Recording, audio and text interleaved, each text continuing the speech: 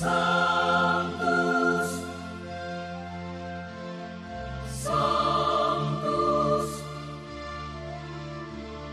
Sanctus Dominus Deus Sabaoth.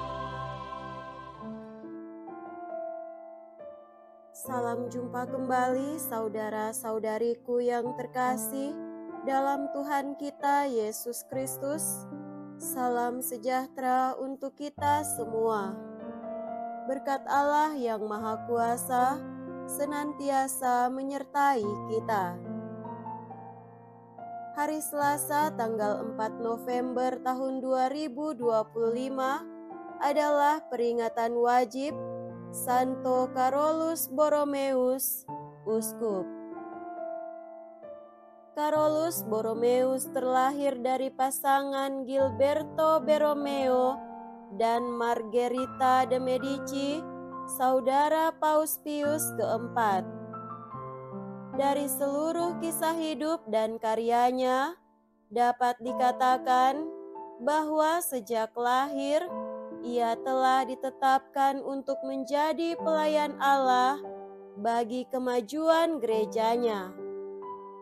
Dalam usia yang sangat muda, yakni 22 tahun, Carolus diangkat menjadi kardinal oleh pamannya Paus Pius keempat.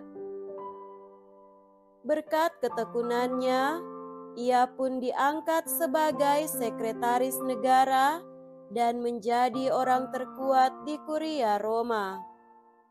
Semua ketenaran yang ia dapatkan seolah-olah ia tinggalkan ketika kakaknya meninggal dan ia kemudian memutuskan untuk menjadi imam. Ia membagi-bagikan kekayaannya kepada orang-orang miskin dan banyak dana disisihkannya untuk memberikan beasiswa. Ia dikenal sebagai salah seorang penggagas Konsili Trente dan mendesak berbagai pihak untuk menjalankan hasil konsili tersebut. Setelah konsili, ia meminta kepada Paus agar ia dibebaskan dari tugasnya di Kuria Roma untuk memperbaharui keuskupannya, Keuskupan Milano. Ia amat menyadari kebutuhan umat di tempat tinggalnya. Banyak gereja-gereja sepi dari kunjungan umat, para imam yang kurang terdidik, pendidikan iman anak-anak yang kurang, dan sebagainya. Oleh karena itu, ia berusaha mendirikan sekolah-sekolah minggu bagi anak-anak dan seminari-seminari keuskupan untuk membentuk calon imam yang tangguh. Dari sinilah seminari mendapatkan modelnya yang pertama. Usahanya ini seringkali mendapat pertentangan dari berbagai pihak yang tidak menyetujui usaha pembaharuan yang ia lakukan. Namun berkat perlindungan Tuhan, Carolus dapat bertahan.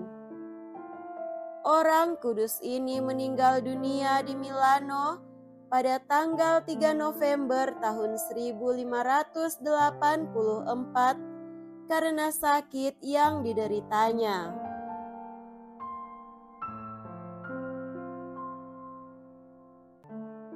Marilah kita mendengarkan dan merenungkan bacaan-bacaan kitab suci. Dalam nama Bapa dan Putra dan Roh Kudus. Amin. Bacaan pertama dari surat Rasul Paulus kepada jemaat di Roma, bab 12 ayat 5 sampai 16a. Saudara-saudara, kita ini walaupun banyak merupakan satu tubuh dalam Kristus, masing-masing adalah anggota satu sama lain. Demikianlah kita mempunyai karunia yang berlain-lainan menurut kasih karunia yang dianugerahkan kepada kita. Jika karunia itu untuk bernubuat, baiklah kita bernubuat sesuai dengan iman kita. Jika untuk melayani, baiklah kita melayani. Jika untuk mengajar, baiklah kita mengajar. Jika untuk menasehati, baiklah kita menasehati. Siapa yang membagi-bagikan sesuatu, hendaklah ia membagi-bagi dengan hati yang ikhlas. Siapa yang memberi pimpinan, hendaklah ia memimpin dengan rajin. Siapa yang menunjukkan kemurahan hati, hendaklah ia melakukannya dengan sukacita. Kasihmu janganlah pura-pura. Jauhilah yang jahat dan lakukanlah yang baik. Hendaklah kalian saling menaruh kasih sebagai saudara dan saling mendahului dalam memberi hormat. Janganlah kerajinanmu berkurang, hendaklah rohmu bernyala-nyala dan layanilah Tuhan. Bersukacitalah dalam pengharapan, sabarlah dalam kesesakan, dan bertekunlah dalam doa. Bersukacitalah dalam pengharapan, sabarlah dalam kesesakan, dan bertekunlah dalam doa. Bantulah orang-orang kudus dalam kekurangan, dan berusahalah selalu memberi tumpangan. Berkatilah orang yang menganiaya kalian. Berkatilah dan jangan mengutuk. Bersukacitalah dengan orang yang bersukacita, dan menangislah dengan orang yang menangis. Hendaklah kalian sehati sebudi dalam hidupmu bersama. Janganlah kalian memikirkan yang muluk-muluk, tetapi arahkanlah dirimu kepada perkara-perkara yang sederhana. Demikianlah sabda Tuhan. Syukur kepada Allah.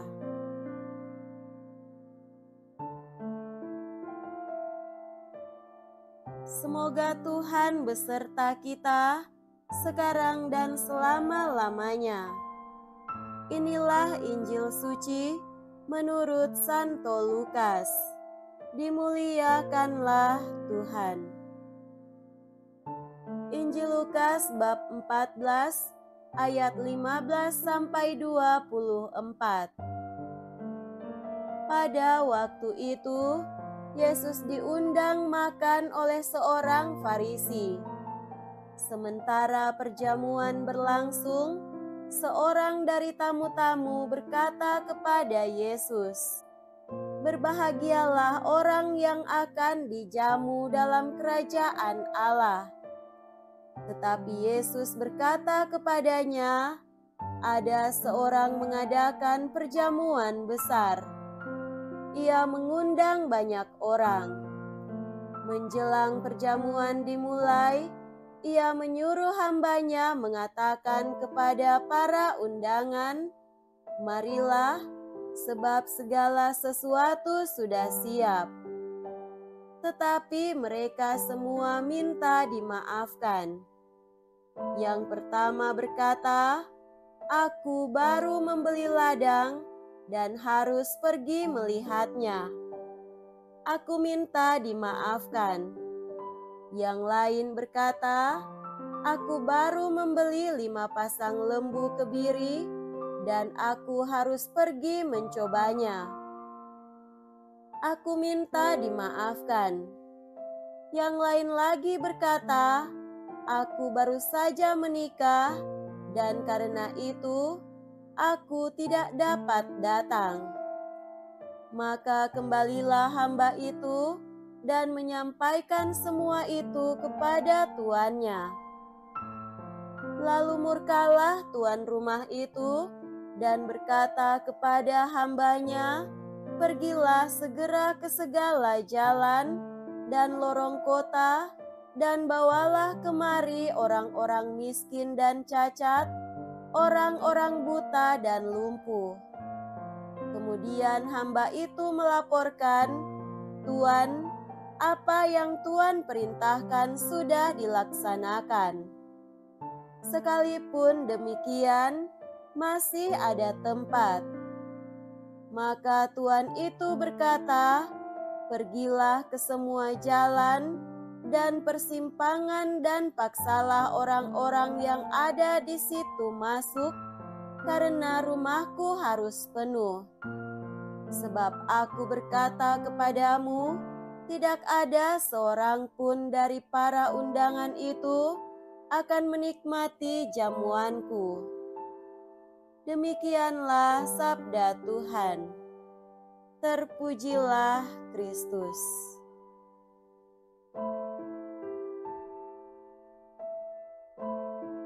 Saudara-saudariku yang terkasih dalam Tuhan kita Yesus Kristus, tema renungan kita pada hari ini adalah Tuhan mengundang kita semua, jangan banyak kompromi.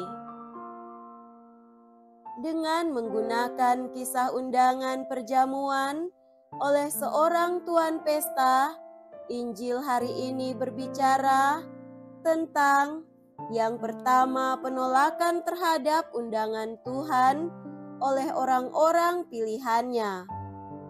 Kedua, karena penolakan itu, Tuhan menyuruh mengundang orang miskin, lumpuh, cacat, dan buta.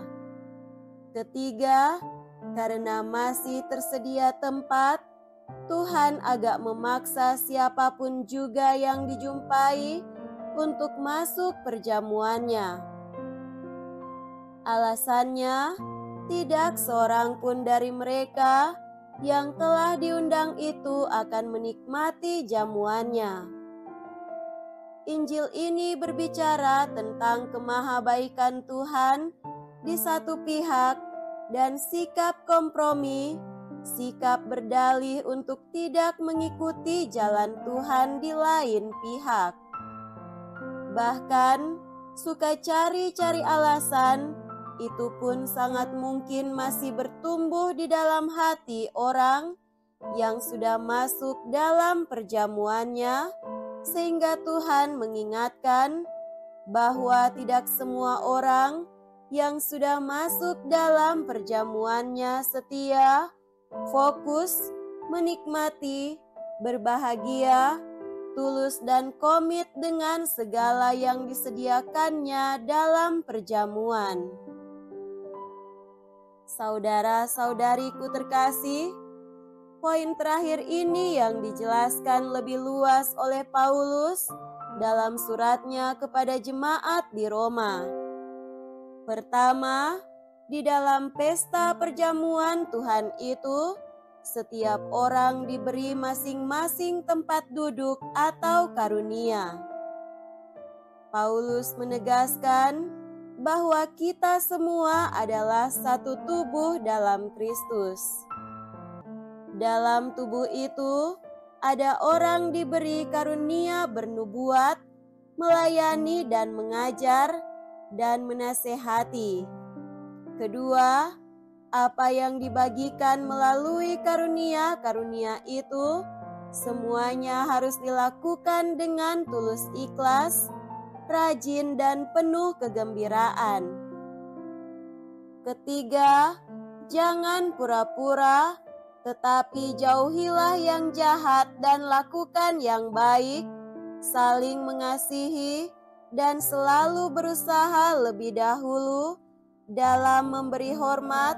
Semangat harus tetap menyala dalam pelayanan, selalu suka memberi tumpangan, memberi berkat, tidak mengutuk semua yang menganiaya kita, solider dan turut sehati sepenanggungan dengan orang, tidak merasa paling hebat, selalu sehati sepikir, selalu sederhana.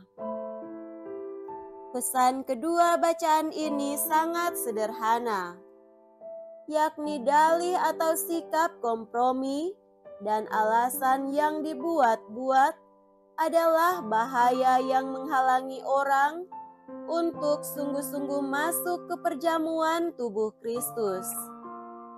Seorang beriman perlu memiliki pribadi yang sungguh beriman dan menjalankan hidupnya sesuai dengan kekuatan iman dan dituntun oleh firman Tuhan, sehingga tidak bersikap yang bertentangan dengan firman Tuhan. Semoga demikian. Amin. Dalam nama Bapa dan Putra dan Roh Kudus. Amin.